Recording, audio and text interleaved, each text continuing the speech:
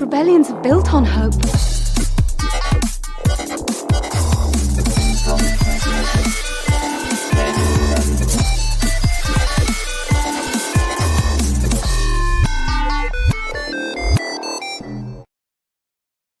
Welcome to another episode of Radio Rebellion, a Star Wars podcast. I'm your host, Alberto and thank you as always for joining us on another great Star Wars Saturday. So a lot to talk about today. The Book of Boba Fett episode, we're back. Episode 3, it was kind of divisive, if we want to say. Episode 4, I think, for the most part, has been pretty positive. So we'll talk about that and a few other stuff. But first, joining us, as always, for our Book of Boba Fett episodes, our friend, who's here? Oti. Hi, everyone. Yay. And coming back to the Rebellion, she was here a while back. And season 2, I can't believe it's been so much. Our special guest for today, Candace. How are you doing, Candace? Hi. Good. How are you? Not too bad. We're talking a little bit before. It's cold, even though we're in Florida. It's a bit chilly. I got my blanket. Yeah, I got my Boba Fett sweater today because, yeah, it's in the low 40s. Feels like 38, I think, of where I'm at. So Yeah. it's cold. It's cold. I know Oti was telling me he actually got a suntan today in Puerto Rico, so we're kind of Us opposite ends. Floridians, it gets under 40 degrees and we're just confused. Under 40. I'm still getting used to under 50, and it's there. But so yeah, you guys doing okay? Oti, you played golf. How was your golf round today? I played golf. I had a great round, actually. But the most exciting thing I've done recently is I finished Fallen Star, finally. Oh, man. You need to talk to someone after that? Someone for your emotional support? I actually ended up the book pretty happy. Yeah? In a twisted way, but it ends on a happy note before the thing. Yeah. But, yeah, no, I last night I had like 100 pages left, and it was like 11. I'm like, I'm not going to sleep until I finish this, and I binged through it, and yeah. Yeah, I love that book. At some point, we'll do a review here. I'm trying to gather myself for it. I don't know if I'm ready. Candace, you're up to date on the High Republic, right? Yes. Real quick, you okay with the Fallen Star? You enjoyed it? I actually haven't. Well, I'm not up to date. I have not finished it yet. Ooh, There's okay. been some things that came up, Mhm. but enjoying it so far. I like the past few. I really like rushed through. Mhm. So I'm trying to take my time and really ingest everything versus just like speed reading it like I did with like Light of the Jedi and other ones. For me, this time was the total inverse. Like, I usually take a long time between the books, and this one I had to stop for like a week, but then I just binged through it. Well, especially since we're going to a different era. Mhm. We don't have as much with these characters coming up, so Yeah, I kind of hold on. Oh, yeah, I want to enjoy it as Yeah. much as I can. true. Yeah, it's hard. I think we talked about this Oti a little bit a few weeks ago, that now we're gonna have to wait like 2 years maybe before we get back to some of these characters. It's gonna be a long wait, almost like waiting for a new movie. But Yeah, it's gonna be interesting. It's gonna be Yeah. very interesting. Yeah. so the Fallen Star, even though it's the main novel, it's the shortest, I think, of the main novels, and the way that Claudia Gray writes, it's pretty easy to kind of brush through them pretty quickly. So sometimes you just gotta slow it down a little bit.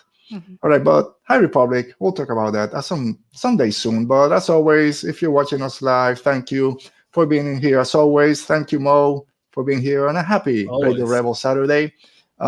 Like this video, comment down below if you're watching this later on the replay. Subscribe to the channel if you haven't. And if you're listening to this on the audio podcast when it comes out on Monday, thank you also. And always leave us a rating and review wherever you are. But before we start talking Star Wars, one thing I just wanted to say, it is our 2-year anniversary. We made it to 2 years, Radio Rebellion. And as always, thank you guys. This is all to my guests that have been here helping me out this past 2 years, all the people in the chat, Twitter, all the social media. Thank you guys for supporting us this past 2 years, and we'll see how far we can take this. I don't know. We'll see. So yeah, I think that's enough. So if you guys are ready, I know I'm ready. Let's talk Star Wars. And today we'll talk a little bit of Star Wars news. Yay, Star Wars news. It kind of came up. Oh, that's not it. Here we go. Star Wars news. And the big news this week was, I think it was yesterday actually, that it was reported by a few people. I'm blanking on who reported first. I don't know if it was Variety or one of those big trades, that Mary Elizabeth Winstead has been cast in the upcoming Ahsoka series. No word on who she's playing, but Candace, as our guest, I want to start with you. What were your thoughts when you heard about this casting? Are you excited about it? And fan castings out there are going nuts. Do you have any idea who she might be playing or who you might want her to play? I'm a big fan of hers, and Mhm. I actually used to watch Passions in like the 90s, and she was one of those. It's a really bad soap opera. I used to tape it on VHS when I was a kid and watch it later, and she played like one of the characters for a little bit. But yeah, loved her forever. So I know she'll do a great job there. Also, I'm like, did Ewan McGregor like slide her resume in while he was Yeah. doing Obi-Wan? Because I think they're like married now, or Yeah. at least like engaged. Hmm. So I was like, Yeah, they have just, a kid and everything. yeah. So I'm like, is he just like, hey, Yeah, I heard you were looking for someone. I might know someone. yeah. Or Oti, excited about the casting? Any idea yeah, who she might be playing? Or she could be a new character. There's gonna I be some new hope that's what I characters. want. Because Also, everyone on Twitter, play this one, play that one. Just give us new characters. We need to move the story forward. yeah, also just the fact like they announced who was playing Sabine. Yeah. Like that's why I think she'll be a new character. But I did hear someone say like maybe she could be playing Hera. If Hera maybe like has a smaller, I don't think Hera would have a big role in this, but I feel like she would be at the bookends Hmm. if they do find Ezra, like before Sure. they go to look and then after they bring her back, because she's around the right age to be Hera at this Okay. point. Yeah, And I think Hera's pretty involved after the fall of the Empire. She's pretty involved with everything going on. So, yeah. Oti, your take on this? I know people out there are saying, I saw the one for Hera. A lot of people talking about Barry's, no, and some others. What are your thoughts so far? I'm very happy. I love Mary Elizabeth Winslet. Sky High, Sky 10 High is a Cloverfield classic. Lane, Birds of Prey. She was great in Birds of Prey. So yeah, I'm very, very excited to have her play in the Star Wars sandbox and keeping it in the family because of Ewan. But who is she playing? I don't know. I don't With care. her, oh, I just want to see her in the in the thing. Yeah, I'm same as you guys. One thing that not bothers me, but I hope they don't do every time they announce someone for the Ahsoka series or for Obi-Wan, everyone always goes, "Oh, they gotta do a flashback to the Clone Wars and see Obi-Wan and Anakin in the Clone Wars armor, and then put Ahsoka there, and then maybe Ahsoka shows up real time in Kenobi, and then for the Ahsoka, because she needs to meet Anakin and all this, and now bring Barry." So like, I don't want it to go backwards and just show us things that we wanted from 20 years ago. I hope these stories kind of push us forward and not just rely on the everything else that we kind of grew up with. I, But we'll see. I've been thinking like if we have to see everything they did in animation in live action, then what's the point of animation? Like, I mean, I think the new characters make sense because a lot of people who are watching live action have never seen any of the animated series. Mhm. So yeah, having these characters don't have like as much of a punch to those who like don't know. There's so many people I know who watched The Mandalorian back when I was working in an office instead of at home. I was talking to people who they'd never seen a Star Wars TV show before because there was nothing live action. So yeah, if they have like, it's a lot. It can be overwhelming if you find out there's all these Mhm. characters who came before and you don't know where they're from. You got to think that they're going for a wider audience, and the galaxy is very big. Yeah, I even saw someone just play Leia. It's like, no, we don't need her to play Leia. Okay, they might look alike, but that's no, please. Anyway, so let us know in the comments. Oh, our friend Roberto is here. Hi, Roberto. How you doing? We were just kind of wrapping up a little bit the news about Mary Elizabeth Winstead in Ahsoka. So let us know who you guys think she might be playing and if you like the casting. But with that said, we're here to talk Book of Boba Fett on our book report. So let's go ahead and talk some Book of Boba Fett.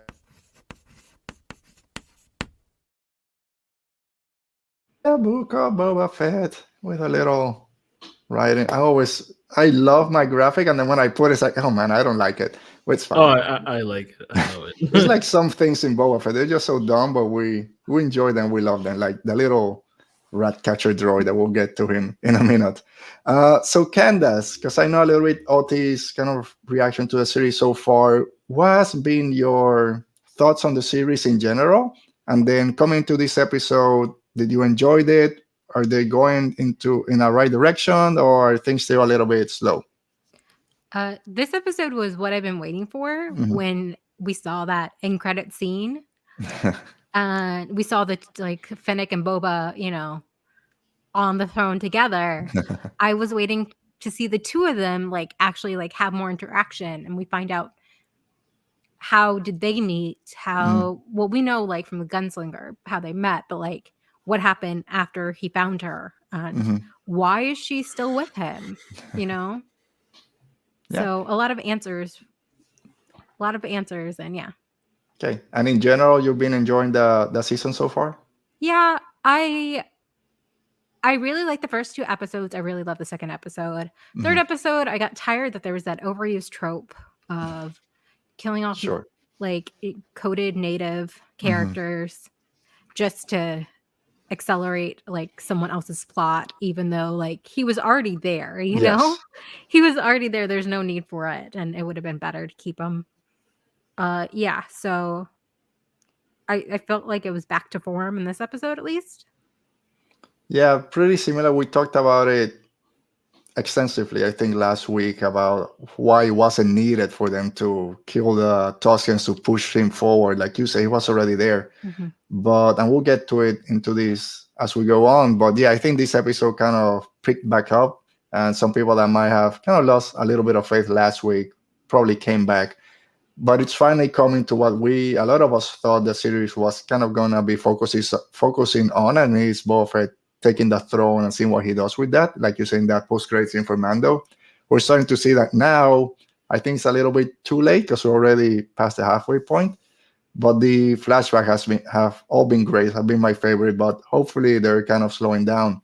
Oti, real quick, your thoughts on the episode before we jump into more specifics. Shout out to Arizu. Ooh, Arizu's here. Oh, the waffles, the geeky waffles are here. Well, let's talk about some Bonnet now. Hey, I was yesterday with Try Out the Force, and I brought up Bonnet. So you guys have injected that on me. So wherever I can, do you enjoy it? I'm totally on board with this. Like I'm usually like I ignored the fandom ships, but I'm all in with Bonnet, like all in. Good. So this episode, Arizu is also all in with Bonnet. I mean, yeah, that's what she's here. She just wants to, as soon as we finish talking Bonnet, she will say bye. Yeah. This episode, I really, really liked it. I've enjoyed the show so far, like I said, every week. It was actually a ton of fun, like more than anything. Like I totally enjoyed it. All right, so let's go ahead and start. And we start again with flashbacks, which is, you know what? We're not going to go in order. Let's start right there. They've been kissing with their eyes. I mean, yeah. So we finally had she's not even here. It's already derailing the show. Yeah. We had the balcony scene that we all saw in the trailers. We all were expecting something to happen. And at least right there, it didn't. But were you guys, the balcony scene, here we go, at least a hold of the hands or something. There was the bridal carry, as people are saying. No kiss yet. Is it coming? Do you guys think it's coming? I don't think it's coming on screen, but I think like the scenes can imply stuff, which I'm fine with. I can fill in the blanks in my head. You know, what happened when like the camera went to the credits? Who knows? They were still on that balcony together. It was very romantic. It was very romantic. Precisely. Is it gonna happen? I don't think so, but I'm totally with Candace. If it's implied, and yeah, sure, I'll take whatever I get. Like, Star Wars isn't very good with romance. We got to be honest. Like, no, they don't have a good track record with it. Yeah. Yes, it's I think there'll be something. You mentioned Candace at the beginning that we saw how him, Boba Fett, and Fennec met when he saved her during the gunslinger, and that was one of the questions I had. I had thought that maybe they had a backstory before then, that they knew each other. That's why he saved her. But no, he met her there, and then the decision to kind of continue the partnership, and we'll get into it. Were you okay with that being their first meeting, or did you kind of had your head canon they knew each other from before? I feel like they just like knew each other's reputation. Yes. Okay. And yeah, I figured something happened, like him saving her life did change something. So yeah, I didn't have any expectation that they knew each other. She definitely, well, as we know in Bad Batch, had interactions with clones before. Yeah. So she knows the whole deal with that. Yeah. How about you, Oti? You thought they knew each other before, or? So I don't think the show discards that they could have known each other. Maybe they had met, but you always had the helmet, so she didn't know like how he looked. But I think she like knew who he was, and mutually like he goes like, "Oh, I'm Boba Fett," and she's like, "Boba Fett's dead." So she definitely knew of him. So yeah, and he knew who she was because she said, "Oh, you're the famous assassin, Fennec Shand." Yeah. All right, so the episode on Roberto, everyone's boning. Yes! The chat is crazy. Yes, it is conversion. It is phonic time. You have converted the chat. They're just both so pretty. They should be pretty together. Yeah. We should go into the Markian hour after this. The what? The Markian hour. Oh, yeah. It might just turn at some point. Start with a little Kylo Ben Solo, and then it'll end up with Marchion. But we start with Boba back again in the Bantha. This time it was moving a little bit faster than last time. Last time, Otto, we talked that the Bantha was a little bit slow. Today, I think he was, okay, we got to hurry. I got to find my ship. I got to find where my armor is. Kind of scopes the palace. Too many people. Martian hour, also knows it. And then just keep showing it. Every hour is Martian hour. Every 10 minutes is Martian. So he doesn't do anything, but then we see the call back to the gunslinger. It's at night. We see the flash in the darkened skies, and then the little Mando whistle. Not the Mandalorian, it's a whistle. The music whistle. Sorry about my accent. Were you guys pumped when you saw that? Oh, here we go. This is when they're finally he's gonna meet Fennec and rescue her. So Oti, when you saw this scene, and then take us into that scene when he rescues Fennec, and then takes her to the mothers. I love those mothers. So yeah, so I really like that scene. And I've said it before, I haven't been a huge fan of how they meld the flashbacks. I think but this episode I really liked it. And when we first saw the flashes go up, I was like, oh, this is the thing. This is the thing. Because I didn't think they were going to do it. I thought the story with them would start a bit later. So yeah, I was very pleasantly surprised with the execution and integrating it to the fifth episode of Mandalorian season 1. Yeah, which is my least favorite, but it's coming up a lot. Kind of like Attack of the Clones, which is my least favorite movie, but it's come up a lot in the past years. So yeah, I was very happy with how they handled it. Okay, Candace, he meets Fennec Shand. You like this what I've been waiting retelling? Yeah. What I've been waiting for since the tragedy season 2, when we saw those two together, and I'm like, I need answers.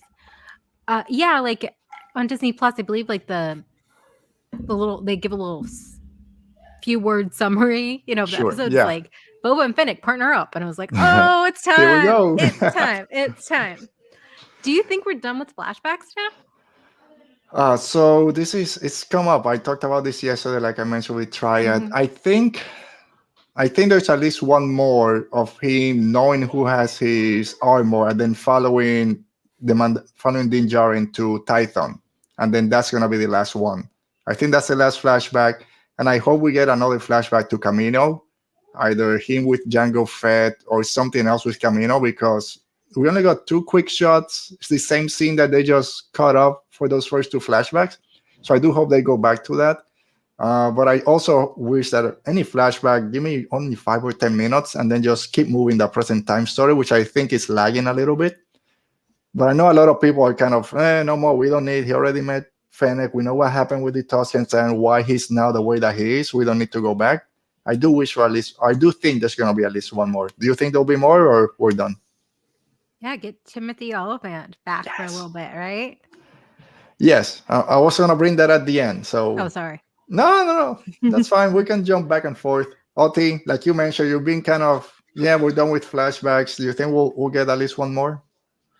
Yeah. I don't think we're done, and I think it's implied when he comes out of the back. Then she's like, "Oh, you're healed, but how about those mental or internal?" Yeah, the internal wounds?" scars. Yeah, and he's like, Let's "Still be a working on downer. it." Yeah, Yeah, right. He's Yeah, come bronzed on. up. Just He's be almost like, as tanned as Oti. He's ready to go. And the, then, and your internal scars. So, yeah. Jesus. The doctor is like, "Hey, your cancer is gone," and the wife comes in like, "Oh, and how's your depression?" Oh, Yeah.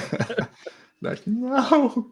yeah. All right. So, and then he takes her to the mothers and this mod parlor with everyone enhancing their body with droid parts, which is basically the Vespac squad that we met last time. That everybody had their 20 theories of why they didn't fit on Star Wars, why they did fit, and now we see why.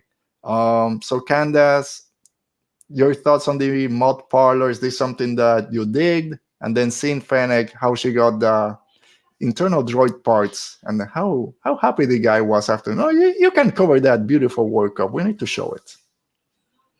yeah, it was cool to see. Oh, do you know Mignay's son is in that scene? No. Really? I know someone posted a spoiler about it, and then I just scrolled through it because I didn't want to know, so I didn't know who he was. Yeah, the teenage boy who he has like a little scene. Well, not little, a little clip of him just inside? like looking. Yeah, inside. All right, I think I know who it was. So yeah, that's her son, which I thought was a cute little thing. Cool. Because like if my parents were in a Star Wars, I would be like, put me in Star Wars too. You know? Yeah. But yeah, 100%. there's a little bit of body horror with it, you know? The idea of like she's not conscious, but it is saving her life. So yeah, it's good that it's Disney and Star Wars. It's not going to be extremely graphic, but seeing someone working on your insides with you unconscious is kind of weird and disturbing. And the blue thing at the end, the liquid. yeah. Oh yeah, That was that weird. transfusion that they did. Oti, what your thoughts on this? And does it change? I know you didn't have too much of an issue with the Vespa Squad last week, but does it change a little bit knowing that this is this kind of subculture in Tatooine, very similar to tattoo culture from years ago? Kind of Those the gang kids with their mods and no, it doesn't change my opinion. I still like it. It's silly. It's fun. Yeah. That was Fennec's issue with it. She's like, I'm too old for this. Just wake up with Crisis getting a mod in the belly. Yeah, it's like waking up now with a tribal band tattoo around your bicep. It's like, no, this is for 20 years ago. So Roberto decided, I feel the scene was a little too long, but that is the only thing I really liked it. It was a bit long, but I enjoyed it because I think it gives us now this backstory to why these kids from the previous episode I saw stand out so much on Tatooine. It's this counterculture, right? We were talking about this yesterday. I give props again. The guys at Triad or the Force mentioned this. Every culture and every place has kind of its counterculture. Here, 20, 30 years ago, anyone with tattoos, you gotta cover them up. No one's gonna hire you. That's for whatever. And now it's become a little bit more mainstream, but still, I used to interview people from my previous job. And then it would come up a lot. People would ask us, oh, does it matter if my tattoos show up, if I dye my hair 20 different colors? And thankfully, 2 or 3 years ago, no, it doesn't matter. But people still thought like that. So seeing this on Tatooine, where a lot of people, oh, it doesn't fit that these kids with these modifications and bright color bikes, they don't fit on Tatooine. Well, they don't fit because there are these counterculture kids trying to do things different, and we've all been through it. So I did like that kind of emphasis on it. And then just seeing the mod parlor inside looked very, very cool with the weird music. It didn't fit too much with Star Wars, but fit with the scene that they were showing. And then the big thing, they have their conversation. So Boba Fett and Fennec, she wakes up. What the hell have you done to me? Well, I saved your life and whatever. I need your help finding my armor and my ship. Did you guys enjoy that conversation that they had there? And then a little bit further in the episode, when Boba Fett and Fennec discussing his new plan, why he wants to kind of put bounty hunting away and become this daimyo or whatever, and the reasons that he gives for it. Oti, starting with you. Yeah, I like the dichotomy between the two scenes, because in this first one, she's like, okay, I'll help you because you saved me. And in the next one, she like, you see how she opens up to him, and then like at the end, she's like, no, I'm sticking around. So I like how, it's the same Boba Fett. He doesn't change a lot from that night to the other, but I really like how we see the difference in Fennec's intentions. Mm-hmm.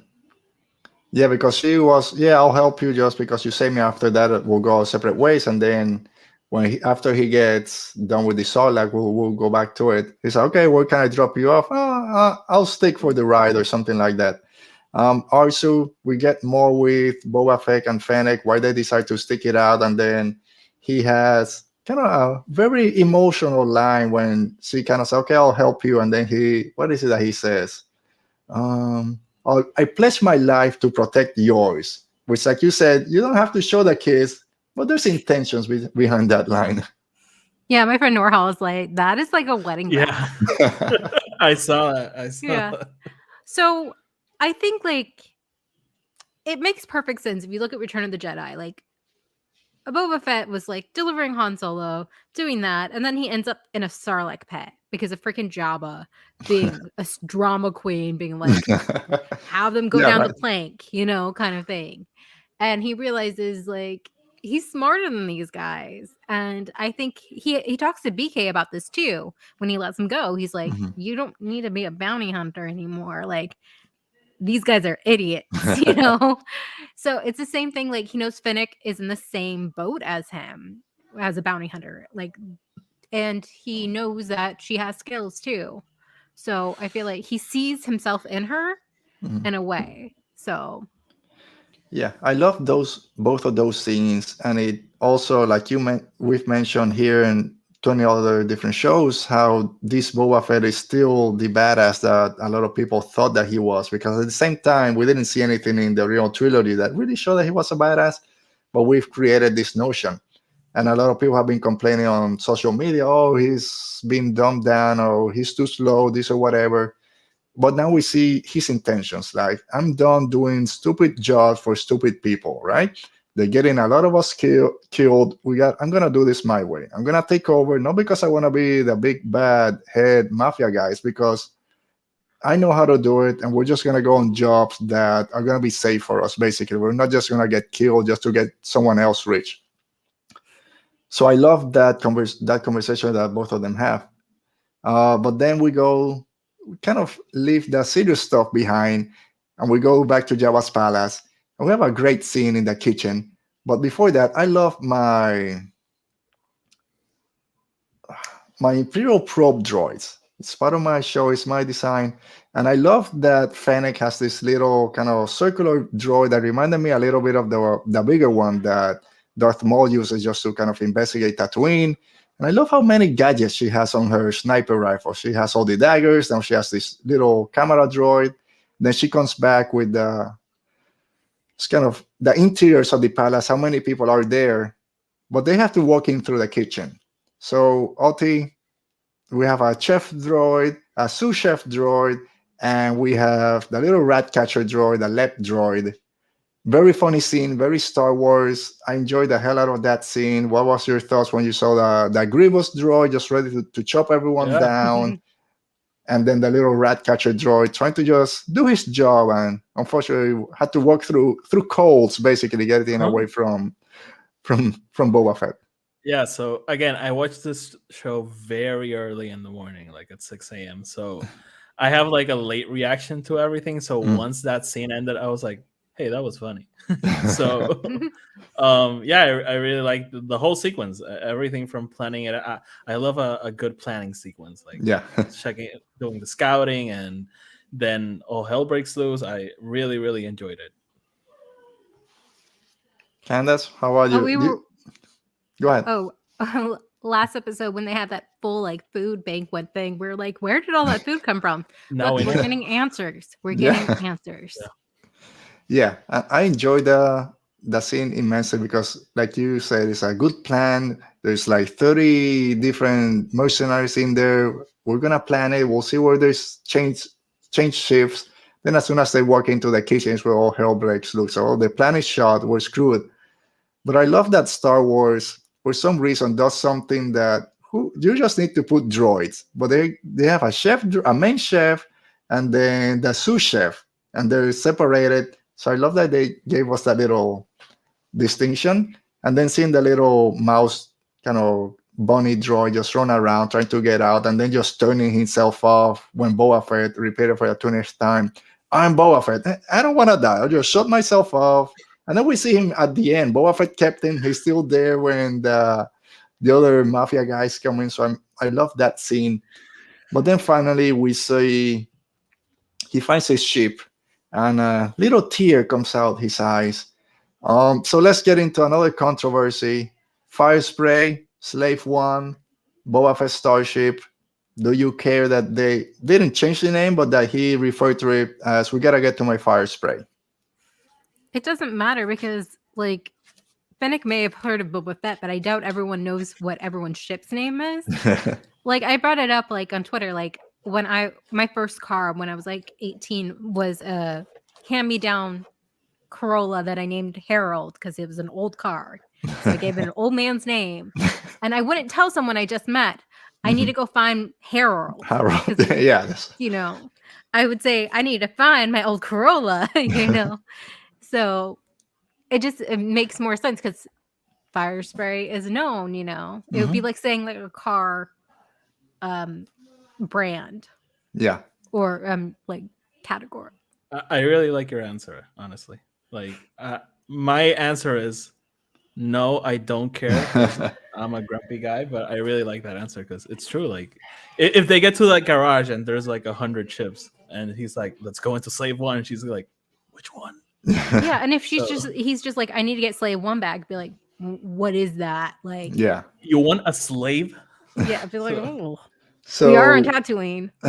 Yeah, just one. How many slaves do you have, and you only numbered them? But yeah, again, I don't care. Fire Spray is a lot cooler name than Slave One, anyways. So I do like the name change. Again, and it hasn't been changed. You go to other Star Wars databanks and stuff. It's still Slave One still shows up. But I like that they said Fire Spray. I love the answer that you gave, Candace, and a lot of people say that also. I also seen people try to defend, oh, well, people know Boba Fett, they know what Slave One is. It it depends. Like, I don't even think as many people know about the Millennium Falcon that as Han thinks. I mean, like, knows that's how the movie starts, right? You don't know the Millennium Falcon? Yeah, or exactly. So I feel like people think that their ship is more than it is. Yeah, like going around calling your ship by a name is a very Han thing to do. Like, I don't think Boba Fett's out there like, oh, Slave One. Although he did cry. He did cry. I mean, he hasn't seen this. So that's one thing that we didn't talk about at the beginning. This time jump, or at least in my mind, because I thought he spent maybe 2 or 3 days inside the Sarlacc, a week or so with the Tusken Raiders, and then everything happened. Now, so obviously, silent. Everyone in universe refers to the Falcon as a Corellian freighter. I mean, it is true. Preach it. Yes, internet people know what you're saying before. But did it struck you, Oti, that 5 years had passed already in the flashback scenes? Because again, for me, it's been like maybe 2 weeks, but no, we're already finding Fennec. It's been 5 years. Yeah, Star Wars time is weird, so I accept it. I don't think it's been like 2 weeks. Like in my mind, he was a slave maybe like a month, and then it took a long time before he gained the respect. Referring to the Tuskens, I mean. Yeah. So yeah, he spent 5 years with them. Sure. Like, fine. Candace, did you know? Because I think we were together last week on Outer Rim Beacon. I think there was a scene where Pelly's walking by, and it's like, okay, we're getting to that. It's been the 5 years. Were you did you expect it to be this long already, or do you think it were still pretty far behind? Again, yeah, Star Wars timelines are a mess. Look at Empire Strikes Back. Exactly. But we love it, so we ignore it. Mhm. But yeah, I wasn't sure like when the train scene happened, because then we have like the gang try to take their revenge on the Tusken. Well, they do take their revenge on the Tusken Raiders. Do they wait 5 years for that? Yeah. Like, I don't understand like how long he was with them. Yeah. It must Yeah. have been some time that he is. I mean, like, we know for sure that the ride in Bantha from the establishment to the city took about a year, considering how slow that thing goes. Oh man, it was so slow last week. So, Ariso, I think we got it. yeah, I don't think we were Yeah. disagreeing with Yeah. you, Arzu. Yeah, I mean, we can disagree with Arsu just to get her mad. No, she had a reaction to her booster shot, so no, we'll be nice to her. So yeah, to me, I think what threw me off a little, again, we don't know how long he spent in the Sarlacc, and we don't. I think it was only a couple of days, because how long could he survive there without food or water? Or Unless oxygen. there's Oxygen. Remember, he got he got the little. He had to get the stormtrooper true. oxygen because. Yeah.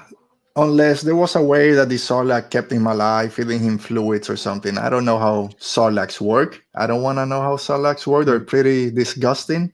And we saw them again today. The beak came back. I don't know if you guys had issue with the beak coming back. It looked extremely nasty, but I love that scene. The beak was a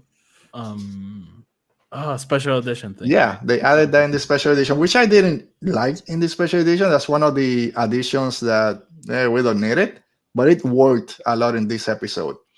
But he gets to Slave One, to the fire spray, and then Fennec Shan is the one that dominates this scene, because she just tells him, go make sure that piece of junk works, and I'll take care of the 20 guys that are trying to kill us.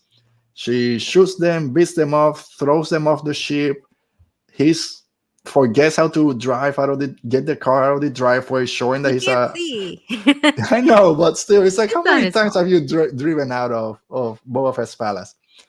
But then she shoots the little weight, gates open, and That's they a head very out. poorly designed gate. Yeah, That all it needs is like one shot to open. yeah, it was kind of Like, for that's such not a good. heavy gate. It was a pretty just. That's probably guest parking.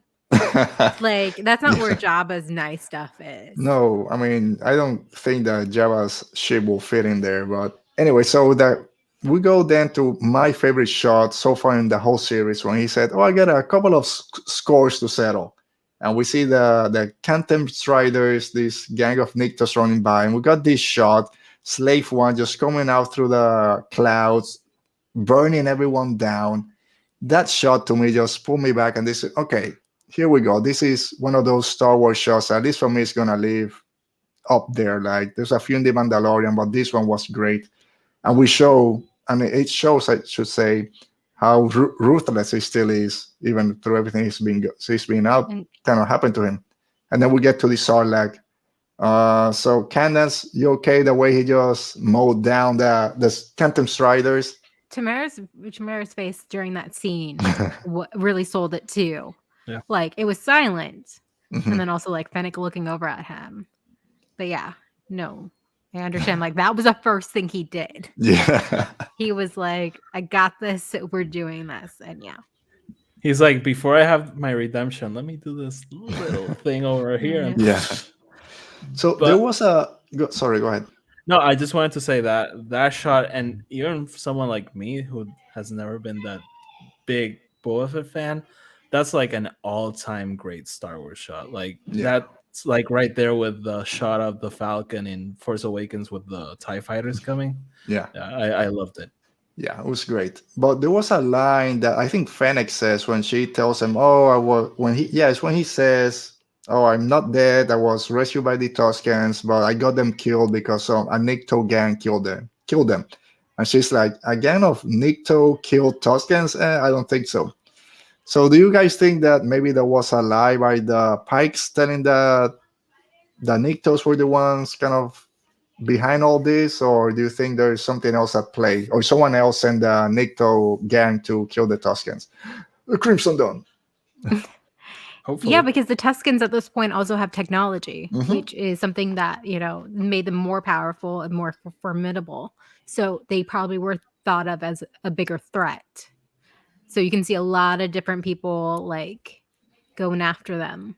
Yeah. But yeah, could definitely be the Pikes working, like being commanded by Crimson Dawn. So Yeah. All right. So then we get to the Sarlacc Pit, which is why you want to go to that place where you almost die. You were sequestered there for did you have a jump? I jumped. There was a jump scare. It got me. with when the beak comes out. Yeah. Yeah. So I jumped didn't. and I I mean, I did. No, you know why? Because I got spoiled. And okay. it's my fault. I was on YouTube, and someone had the thumbnail was from the end credits of that scene. So you saw when the bomb went into it, and like, oh yeah. crap, See, this like, is gonna happen. I was looking. I was like, Yeah. they So got my me. daughter, They got me good. yeah, my daughter was next to me. She's like, something's going to move, and then that jumped out, so it got her.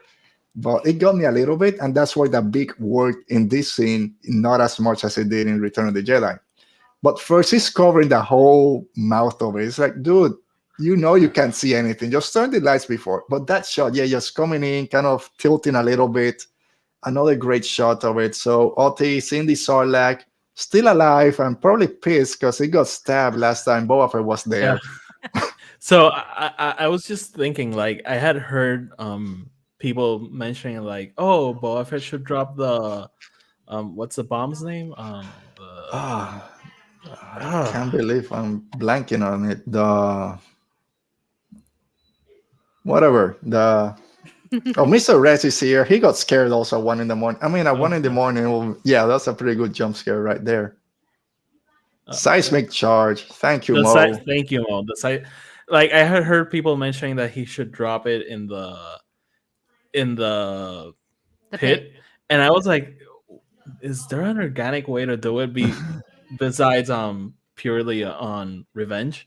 Yeah. And it happened in the show. I was like, oh, that's the organic way to do it. Yeah. And I kind of love that it happened on an accident. Like, she just saw the she doesn't know. Like, and she was just like, okay. And then Boba Fett's like, don't touch my ship. Don't touch my buttons. Yeah. So yeah, I really like the scene. I really, really like the scene. Yeah. I guess it was pretty messed up. Obviously, when he came out of the Sarlacc the first time, that he doesn't remember that the Jawas stole his armor. The Jawas punched him in the face. I mean, they knocked him out pretty good. So that's why I think also we're gonna get another flashback to him seeing who has his armor, being then Cobb Vanth, because I think after all this, he still needs to find it. But I love that scene completely. I also love Fennec Shang. We start seeing how she kind of takes command of the scenes that they're together, and she's like, next time we follow the plan, and I'll take my seatbelt off and just hit this whatever buttons. It wasn't even blinking. I'm just gonna hit it and see what happens. Hopefully the canopy doesn't open. But then the seismic charge drops, kills the Sarlacc. He goes back down. She's already taking care of him, pouring the water over his head. Dude, you gotta be smarter than that. And then we kind of finish with the flashbacks. All right. Any other thoughts about the flashback scenes before we jump into the present time story? I thought it was interesting. I thought she was, a lot of us, like, still working through a life debt. But we see, like, she's there because she wants to be. Yeah. Like, she wants to work with him, which I really love, especially as someone who ships the two together. But there isn't like a tie between them. They decided to be partners in this, and like he says, like, I will give my life for you, and like they are equal partners. Like she sits on the throne with him, so we get to see kind of like how they started out, and how they're going. And, why they trust each other too. Yeah, like he's because willing to trust her to go down into the pit, yeah, and not pull him just back up. Yeah. cut the That's a rope. trust fall. She could just go like psych and Yeah, leave. oops, I get a ship, I get a new stomach, and just head out of Yeah. here. But yeah, and that's another, right? That's how you start building trust, and that's a great, very big way to trust someone with your life, going back down to the soul. Like even if it's dead, you're gonna be stuck there again. But and then, like you said, Candace, they're gonna be equal partners when she kind of says, "Oh, what's in it for me? Oh, I'll cut you in. We'll go half seas on this, basically." And then she's like, "Oh, I'll stay for the ride," because I had heard recently, I didn't hear about this before, some people having kind of issues if this was a kind of life death situation relationship that they were having. But no, that got resolved pretty quickly when she kind of decided just to see where things went, and they've been together for this long. I feel like her saying like, "Oh, I'll see. Oh, I'm here for the ride," is more like, I can't say yes, I'm in, completely. That's just like her trying to be like this casual, cool assassin. Be like, I'm just gonna stick around a little bit. We'll see what happens in a few days. I'm not gonna give you the satisfaction. Yeah, but she's like really like, I'm in 110%. I mean, she deserves it, because like he says, I need brains and I need muscles, and you have both. Yep. And that's she's the whole package. Yeah, I love her so much. and I love so much that I don't know if this was their plan all along, but just to bring her back, not just be a one-off character in that first season of Mandalorian. We saw in season 2, then Bad Batch, and now this is half her show. The show is half hers. Like the Geeky Waffle, your show is Book of Bonnet, right? So of course she's part of it. But then we jump. By the way, this was a great Fennec episode, because she's been a bit sidelined in the first 3. Because of the flashbacks, great episode for her. Yeah. Like as like someone who grew up like Mulan being like their favorite Disney movie, they're just like having her just like, and also just growing up seeing her in other things as well. Like, and she's such a big Star Wars fan. Yes. That just makes it even more enjoyable to know that she's having like the time of her life doing this too. Yeah. Can you put that comment back up? Yeah, sure. Oti? So Arsu's adding, he thinks she's the brains, the muscle, and the beauty, but he won't say the third part, so he doesn't make her uncomfortable. And I maybe should have read that before I said it out loud. But yeah, it's just for the it's audio. It's Arsu though. Like, what do you expect? I should know. And she's gonna be here in 2 weeks, I think. So I gotta mentally prepare for Arsu in here. I feel like you should have more waffles on and see what happens. At the same time, I already had Arsu and Maggie at the same time when we do our. have me and Maggie and Arsu on. And see what happens. I gotta take like a 3-week vacation after that. So I need a backpack tank after that. I need my interior scars. I need to recover from that.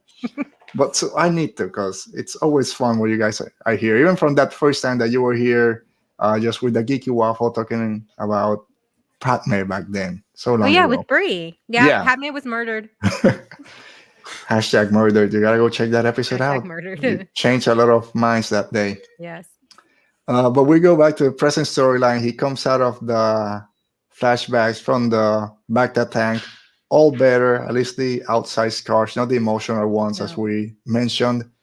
And then he says, "Get my armor." They might treat me a little bit different if I don't have my armor. And then we see our friend Black Chrysanthemum getting a little bit angry watching Trandoshans having fun, and just loses it. I guess he remembered that a Trandoshan, and maybe he heard that a Trandoshan brought a Wookiee pelt to Boba Fett in that first episode. And then he just wipes the floor with 4 poor guys just betting away in Garza's kind of parlor. Oti, go ahead. Oh, just the Transdoshans are really known for like hunting Wookiees. Yeah. So that was something. Yeah. So it took me a while, because when I watched it the first time, it's like, why is he so angry? Is he drunk? Is he angry that they're winning and he's just out of a job? Yeah. He's just like, I'm having a bad time. How dare they have a good time? Yeah, right. And then a few hours later, oh wait, no, Trandoshans and Wookiee have bad history, so it does make sense. But Oti, your thoughts on this scene when he just goes nuts, and then Garza comes in, tries to calm him down? Is she kind of talking to Boba Fett at the same time that things are not the way they were before? This is more a civilized age, but he didn't care. He only took one arm, but Watching this scene, it kind of going to the gangster theme of it all. Mhm. It kind of reminded me of Joe Pesci in Goodfellas Casino. He's like a grenade. He's gonna explode at Yeah. any minute, and he might shoot someone just because. So yeah, Black Chrysanthemum is basically the Joe Pesci of this universe. I love that scene. I love her speech, especially how it references the comics. Mhm. Star Wars is usually stumbles when trying to make reference in live action to comics and books.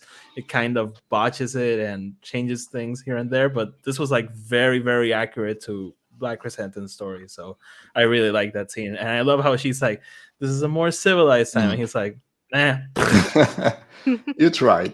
So, Candace, you talk a little bit about the beef that the Wookiees have with the Trandoshans. Yeah, I'm So- wondering, like, would the people who just watch the live action stuff would understand that? I guess they could just think, like you were saying, he's just having a bad day. He wants to pick a fight. Yeah, and I think because again, I watched Star Wars my whole life, but I didn't pick on this pretty quickly. I know this is more, I guess, Clone Wars and probably the comics kind of touch this more. I had the same thing. Like when people mentioned it online, I was like, "Oh yeah, that's right." So I Yeah, totally with forgot. the Yeah, Ahsoka it worked. episode. Okay. Then when Garza comes in, and I mentioned it last time that on our first episode that the first time we see her, she kind of touches Boba Fett's arm. I kind of make a comment that a lot of young nerds became men that day watching her kind of whatever, Twilight come in and do that. And then this episode, I'm sorry, that's pretty PG-13 for Star Wars, showing all that cleavage out there, but she went with the same kind of touch. Black Chrysanthemum, calm him down. This is a more civilized age. We love seeing you in the pits. We're not there. I love that she called him Santo. Doesn't need to go the whole name. Do you think this kind of also talking a little bit to Boba Fett that, and to the fans again that have been complaining that this is not the same Boba Fett as before? Like, this is different times. You need to behave a little bit different. Did you enjoy that whole scene?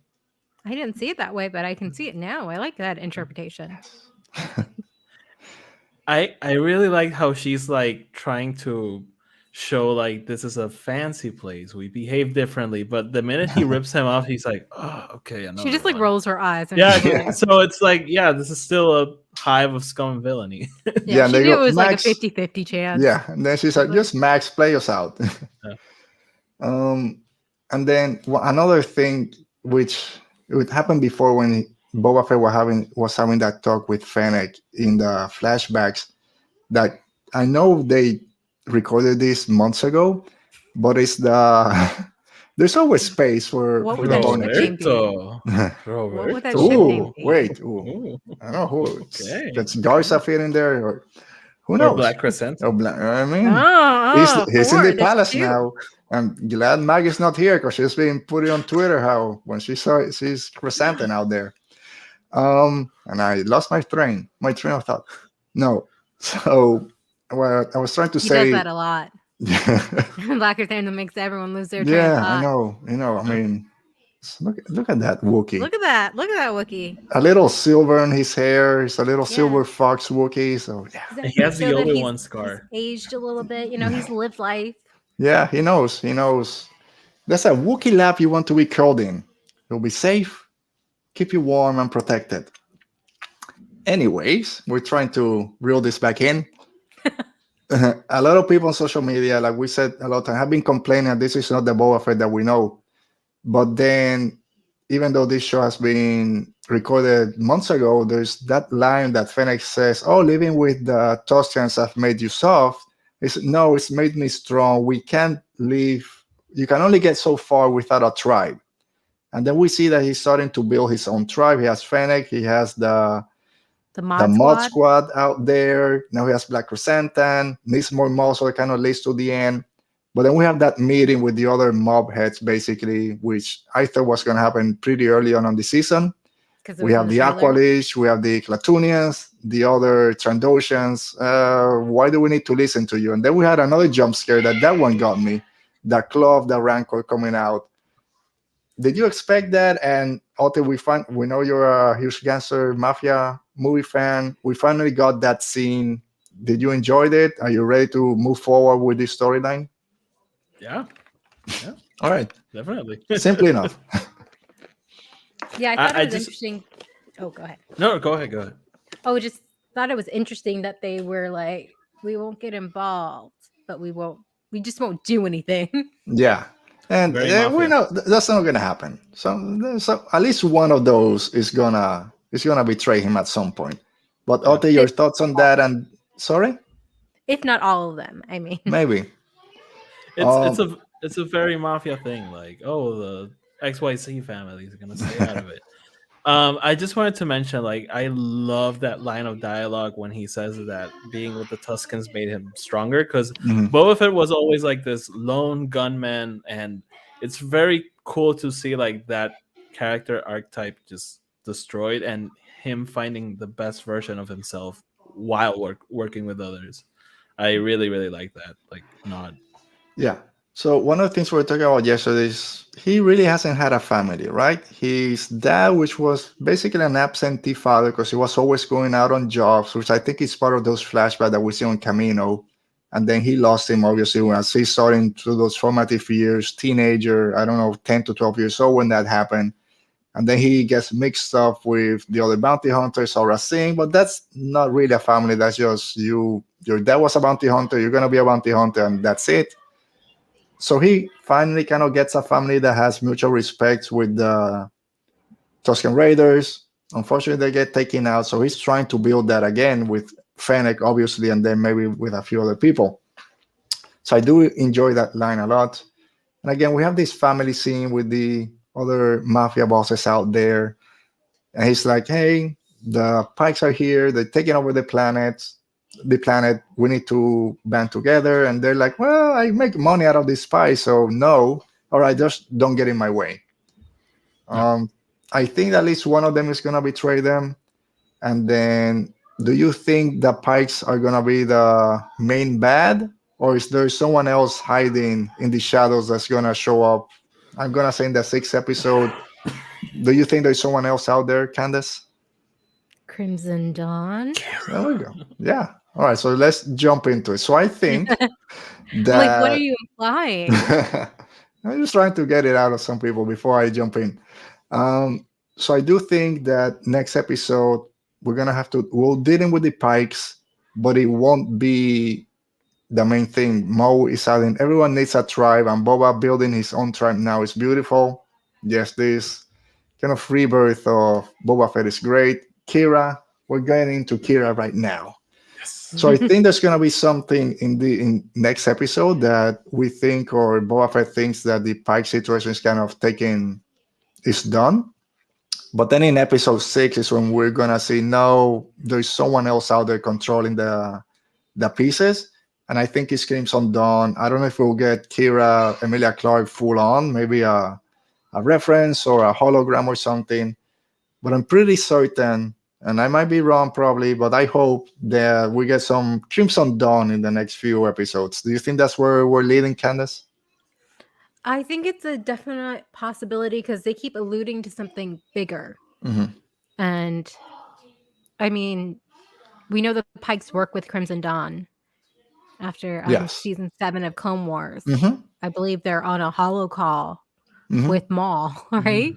Yeah, when And- I think when Ahsoka's working with the Martez sisters, I think, and they're trying to escape the Pikes or something, that's when they see the hologram. No, it's when in the Siege of Mandalore when she's I think it's when she's like hunting Maul, and that's when he has the beating thing. Yeah, and we saw like Paul Bettany's character Boss.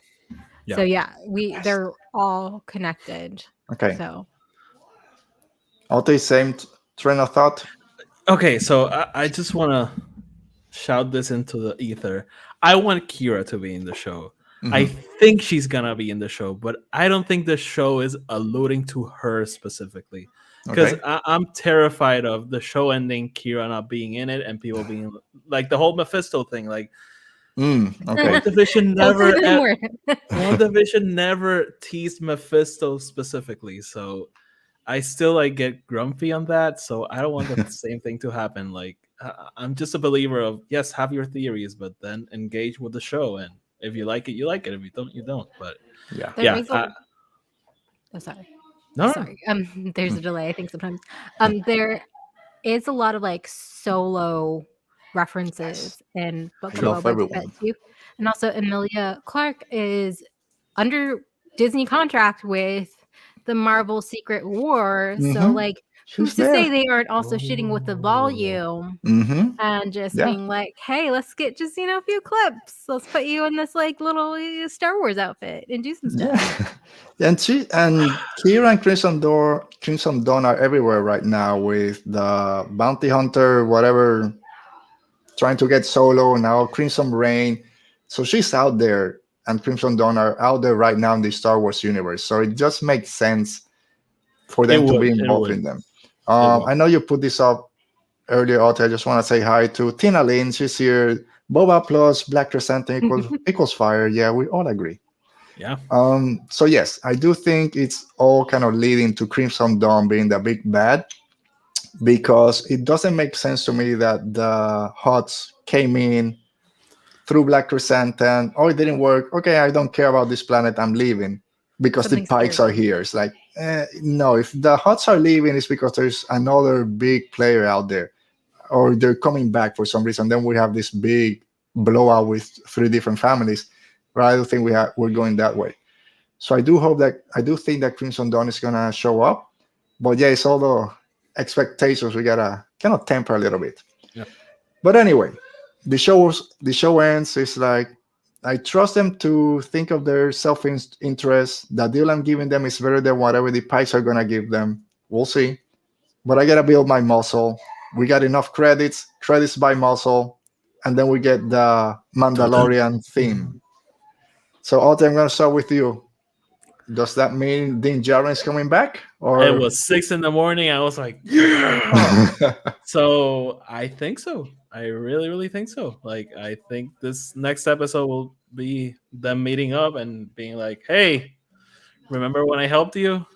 Yeah, kind of need you. So yeah. Like, I'm still not 100% like convinced that he's not like still on the fire spray, just depressed out of his mind because he lost his child, eating like ice cream and He's just Apollo, there in one corner, just with stuff. yeah, crying because he doesn't have a. weird. Well, he must have gotten a ship by now, but like, it's gonna be very interesting because it's the first time we see him after Grogu. So yeah, where and is he's he? lost- Like, If we see him, so does he have the Well- Darksaber? Yeah, does he have the Darksaber? Is Bo-Katan just following him everywhere because he has a freaking Darksaber? Does he have Waiting a bunch for of her chance. Mandalorians Yeah. behind him and just being like, "Hey, you're the Mando," or like, It would be very cool if he goes to him and he's like, I can go if these people can go. And we have an army of Mandalorians who are going to fight. but then it lasts 2 minutes because another Mandalorian take over that planet pretty quickly. Yeah. I'm gonna say, and the way they shot it kind of puts it out there. It's gonna be Din Djarin. I say it's not, because I don't why think. do the music cue? Sorry, Why do the music cue then? this is someone related to the Mandalorian, the Mandoverse out there. I don't think that Din Djarin fits in this story. I don't think he cares about Boba Fett trying to take over Tatooine or help the Tatooine crime scene. I don't think he's. He needs to get a new shit. He doesn't. I don't think he's gonna do it for the money. I think he'll do it because he helped him with Grogu. Like, but he has like a big problem right now. Like you said, he's holding that Darksaber with Bo-Katan there and the rule of Mandalore up in the air. I think that takes precedence to helping Boba Fett deal with this little town in Tatooine. I honestly think he has to be in it because Book of Boba Fett, yes, Boba Fett's story and Fennec's story, but in the end of the day, it's a complementary story to The Mandalorian because it's a spin-off show to The Mandalorian. So I kind of think Ahsoka, Book of Boba Fett, and whatever happens with Rangers, it'll all like end up with Din Djarin in some way. Like, I don't want Din Djarin to take over the show at all. Like, this is Boba Fett's story. But I really, really think he's gonna be in it. I honestly think like Din's gonna get the call and he's like, "Good, I need to get away from these crazy Mandalorians. They're expecting me to rule them. Here, take it. I'm going to Tatooine for a little bit." Yeah, we'll be back in 2 weeks. That might be a fun way to do it. But this is how I think it connects. I think that who in Tatooine has some connection to the Tuscans, and he's also a marshal that's kind of involved in keeping peace in a town. It's our friend Cobb Vanth. Boba knows that he had his armor, he can defend himself and help a town out. I still think that Boba's gonna reach out to Cobb Vanth. Hey, I need to clean up the streets of Mos Espa. Can you help me out? You're the marshal out here. Come on, give me a hand. They mess up with the Tuscans. Now you know the Tuscans are not that bad guys out there. So I need a little bit of help over here. So I still think, or I'm holding out hope, that it's actually Cobb Vanth that's going to show up and help Boba Fett. Because again, I don't think that Din Djarin fits in that story. But I also heard a lot of people say maybe he goes and finds another covert of Mandalorians out there. They do want credits. They're going to help out. So what if he goes to the armorer or someone like that, and then, hey, I need to find some people to help me out, and she kind of pushes him to, oh, there's this secret covert on Tatooine or whatever. I don't think I feel so. like it would be too much of a letdown, right? If it's not done with that music cue, because everyone just. All right. I Bringing me down. My internal scars are back now. I don't think that's the direction they're going, because Boba Fett is not really that in tune with Mandalorian culture. He doesn't seem to really care about it. So I don't see like the armor popping up. But I do see like other bounty hunters coming in apart from Din. Like, so that's Dengar, where I want to kind of wrap up. Let's do it, boss. Let's do it. Like Dingar. Embo. That weird one from the Clone Wars. Yeah, with that. Oh my, does have a cool hat. So that's where I kind of wrapping up the episode. Apart from Din, if he shows up or not, we had a lot of speculations about who else might cameo on the show.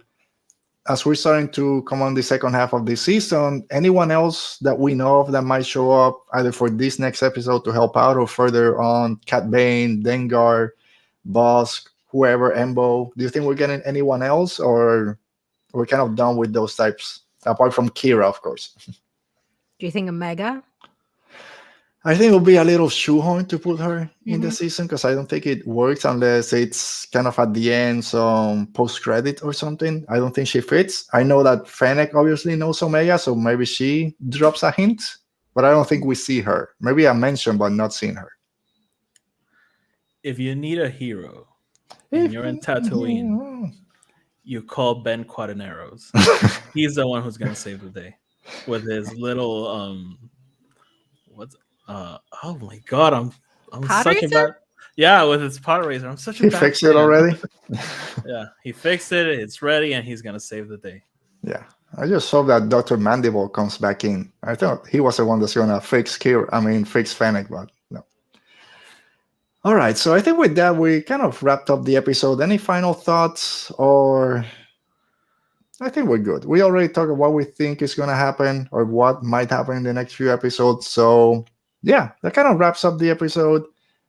Thank you, guys. As always, everyone in the chat was great. Who was here today? Let me just say thanks again to Mo, Arsu, of course, for derating us a few times, Roberto, Mr. Rez, Tina Lynn, everyone that was here today. Thank you. Thank you to my guest, Oti, for being here this past couple of weeks. Next week is just the two of us, Oti, so we'll have fun either way. And Candace, thanks for being back. Anything you want to say out there? Anything you guys are working on right now? Yeah, we have our own recaps. We're doing 2 episodes at a time on Space Waffles. And yeah, so those will be out on Tuesdays. Very cool. So make sure to check that out. There's down in the description where you can follow Candace and all the Geeky Waffle people over there. So Oti, final thoughts, and then where can people find you? Yeah, you can find me over on Twitter and Instagram at EP Star Wars. Just type that thing that says over there. I host a bilingual Star Wars podcast called El Podcast de Star Wars. Sometimes it's in English, sometimes it's in Spanish. When it's which, I don't know. So yeah. So just always a surprise. So you gotta check that out. And for myself, as always, new episodes every Saturday. Almost said Friday. Every Saturday at 5 p.m. Eastern. Then if you just want to hear it on your commute to work or during work, I won't judge. They come out Mondays at 11 in the morning. We'll be back next week, like I said, with Oti recapping episode 5. Then after that, episode 6 also will be here. Wish me luck. And then after that, for our season finale, is going to be Maggie Lovett is going to be here. Also from Geeky Waffle, from Let's Talk About Star Wars, Collider, everywhere. So it's going to be a fun next couple of weeks as we wrapped up the Book of Boba Fett. One final question to you guys. Do you think this is a one-season show, or are we going to get a season 2? I don't know. I was treating this more like a mini-series kind of thing. Yeah. I don't know. I went into it thinking it was going to be a mini-series, and I could see it going for another season. I don't know. Let's see. We thought Loki was going to be a mini-series, like a limited series, as they call it. But then they're like, we're getting season 2. Yeah. So who knows? Maybe they'll like leave it open. Maybe we're going to get a whole out like crime war going out in our Star Wars, you know? Yeah. Because that's something that came up yesterday. Is maybe Crimson Dawn is mentioned at the end of the season. Like the Pikes are really the main bad for this season. And then at the end is Crimson Dawn like, okay, we got to go and take care of business. And then they come in and Moe is adding. I think we'll get Kira Satis in the season finale, and it will lead into season 2 with more underworld vibes. Could very well be. And we don't have that much to find out. So thank you, everyone. As always, stay safe, be safe. May the Force be with you. Rebellions are built on hope.